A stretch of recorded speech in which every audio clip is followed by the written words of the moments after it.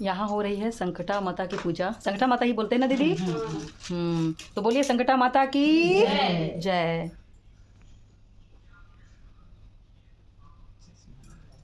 Hello, नमस्ते, प्रणाम आप सभी को। और मैं हूँ प्रभा, आप सभी के स्क्रीन पे।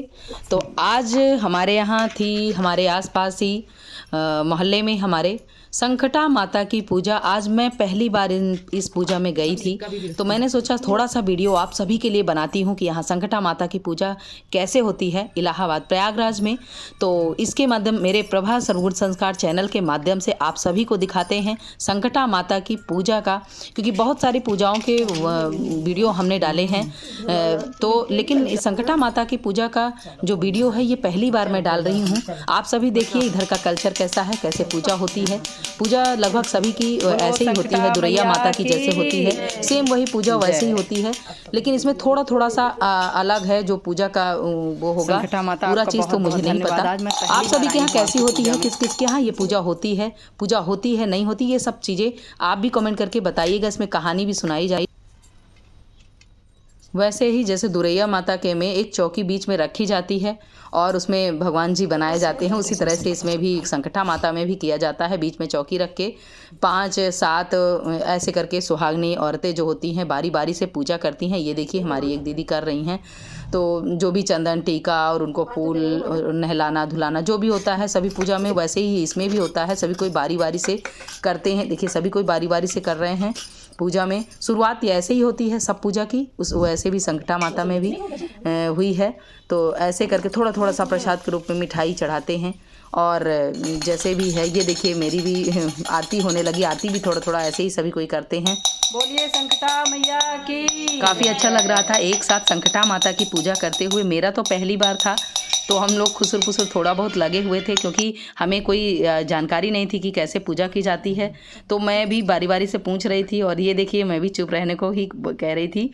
ऐसे ही सभी कोई हंसी ठिठोली कर रहे थे और करते करते पूजा भी कर रहे थे। काफ़ी अच्छा लग रहा था। दीदी के साथ, दोनों दीदियां हैं उधर बैठी हुई हैं, उनके साथ पूजा करने में बहुत ही अच्छा लगा।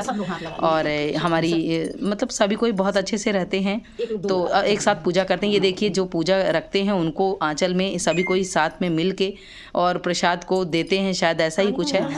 आपके यहाँ कैसा है बताइएगा। और ये मिठाई हम लोगों को भेंट मिली है, क्योंकि कहते हैं संकटा माता की पूजा में ये सवा पाव जो भी जैसा सवा किलो जो भी है रहता है सबको दिया जाता है। तो दीदी ने हम लोगों को एक एक डिब्बे में मिठाइयाँ भी दी हैं। ये मैं नहीं जानती थी, ये मैं वहाँ जाने के बाद ही मुझे पता चला। और अब कहानी भी होती है, तो ये देखिए कहानी, आइए सुनते हैं कहानी। और वहीं पे चढ़ा देता था। तो दोस्तों ने शिकायत करी कि दादी जो पैसे आप देती हैं वो जाके ये सब गणेश मंदिर में चढ़ा देते हैं, कुछ खाते नहीं हैं, तो अब इनको हम अठन्नी दिया करेंगे। अठन्नी देने लगे, फिर वो अठन्नी चढ़ाने लगा। सब रोज़ शिकायत करें आप जितना भी देती इनको। तो एक दिन बोली अब तुम्हें एक भी पैसा नहीं, जाओ तुम गणेश जी के पास जाओ, देखे तुम्हें गणेश जी क्या करते हैं। गए गणेश जी के मंदिर में, बड़े उदास कोने में बैठ गए। बोले कि गणेश जी प्रकट हुए। कहे काहे आज इतने दुखी बैठे हो, क्या हुआ दोस्त? बोले कि कुछ नहीं, रोज अम्मा देती थी पैसे तो हम आपको भोग चढ़ाते थे, आज दिए ही नहीं कुछ, तो हम क्या करें, क्या चढ़ाएं क्या। हम उसी सोच में कोने में बैठे हुए। तो बोले कि अरे तुम इतने परेशान ना हो, जितना फूल रखा है ये मेरे उस पर चढ़ा दो और बाकी मेरा ही चढ़ा हुआ तुम अपने घर ले जाओ और सारे कोनों में खूब बिखेर देना अपने घर में रात में। ठीक है, लाए सारे कोने में अपने घर वहाँ चढ़ाया, फिर घर पे आए, घर पे कोने में सारे डाल दिया। अभी आज सुबह जब उनकी मम्मी उठी तो देखें सब सोना ही सोना। बोली कि कहाँ से आया क्या। दूसरी एक पड़ोसन आई, कहे अरे कहाँ से लाए हो, किसका मतलब चुरा के लाए हो, डाका डाल के लाए हो, कहाँ से उठा के लाए। तो हमें कुछ नहीं पता, हमें तो ये भैया हम रोज़ 1 रुपया देते थे गणेश जी में चढ़ाने को, और इनके दोस्तों ने शिकायत की हमने कुछ नहीं दिया। तो ये अपना फूल पत्ती चढ़ाए, वो गणेश भगवान इनको प्रकट हो गए, ये सब भगवान सबकी रक्षा करना। बोलो गणेश महाराज की जय।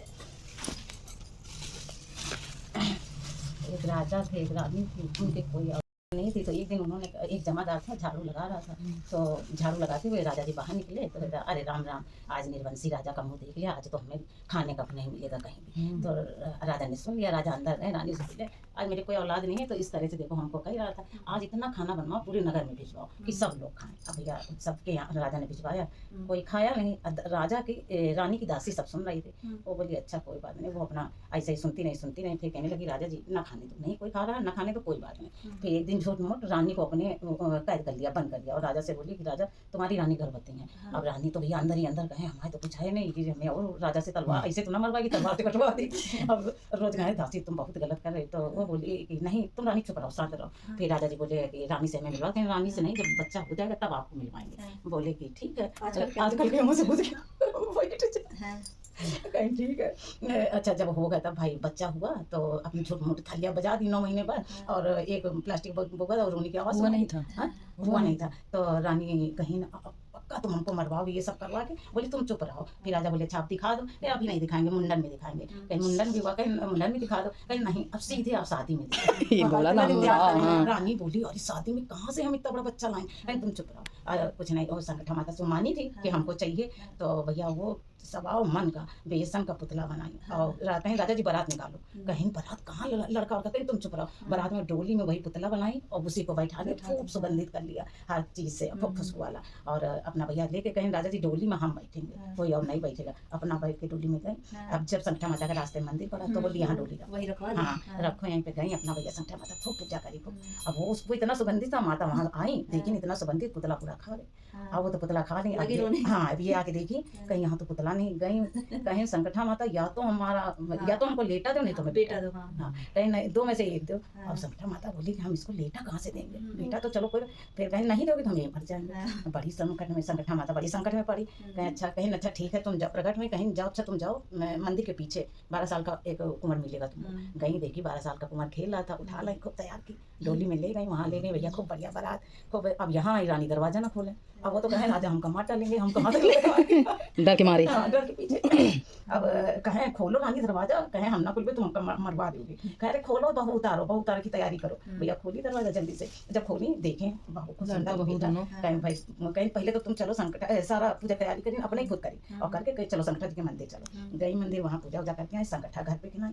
फिर बहू से कहीं देखो कोई भी जितने लोग यहाँ पे आए तुम सबके चरण स्पर्श करना, चाहे कितना घिना हो चाहे कोई सा भी हो, लेकिन तुम छूना सबके पैर। भाई जब पूजा होने लगी संगठन माता मार मुंह में सब बहाते हुए लगाए हुए सब आई, तो वो तो समझ गई दासी कि ये संगठन माता है, लेकिन और कोई नहीं जान पाया और आगे कोने में बैठ गए। जब कथा हो गई पूजा हो गई खा चुकी, कहीं सबके पैर छुओ, तो अब वो उनके छूने में थोड़ा लजाए, सबसे पहले उनके छुओ। तो माता प्रकट हुई, कहीं दासी तुम बहुत चालाक थी, तुमने सब कुछ जिता दिया, तुमने सब कुछ अपने हासिल कर लिया। कहीं संकटा माता बोलो, संकटा मैया की जय। ऐसे ही सबके घरों के संकट हरते रहना माता रानी। अब अपने से सब लोग दही पेड़ा।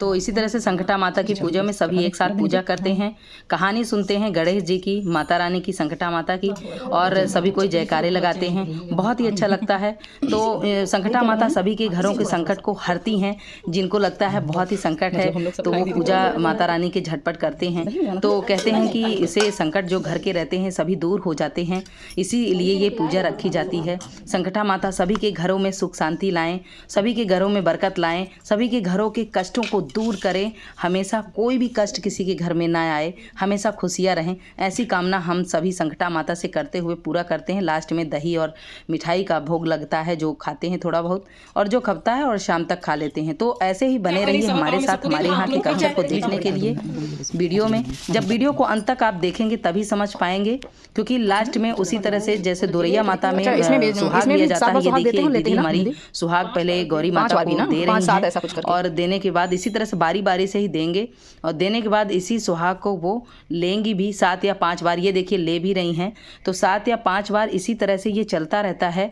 पूरा जैसे दुरैया माता में होता है वैसे ही मुझे लगा, क्योंकि मैंने कई बार आपको बता दिया कि मैं पहली बार गई थी, ये मेरे लिए पहली बार का था, तो और काफ़ी अच्छा भी लगा। ये देखिए मैं भी ले रही हूँ सुहाग, पहले गौरी माता को दे रही हूँ 7 बार, और इसके बाद मैं भी लेने की कोशिश कर रही थी, क्योंकि बारी बारी से सभी ले रहे थे।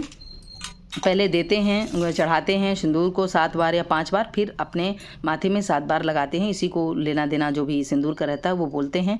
तो ऐसे तो सभी पूजा में होता है, और इसके बाद ही फिर मुँह जूठा किया जाता है और पूरी पूजा संपन्न हो जाती है। तो बहुत ही अच्छा लगता है पूजा में। और कृपा है उनकी कि उन्होंने आज पहली बार मुझे इस पूजा में बुलाया है। माता रानी की कृपा से मैं गई हूँ। दीदी ने मुझे याद किया क्योंकि उनकी माता की मर्जी थी और दीदी की मर्जी के उसमें मैं गई हूँ, तो मुझे बहुत अच्छा लगा।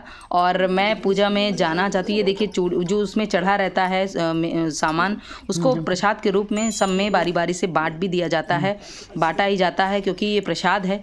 तो इसी तरह से पूरा पूजा संपन्न होती है, संपन्न हुई। तो चलिए हमारी वीडियो इसी तरह से देखते रहिए और मिलते हैं अगली नई वीडियो में। तब तक के लिए आप सभी को बहुत बहुत धन्यवाद। नमस्ते, प्रणाम आप सभी को। Thank you.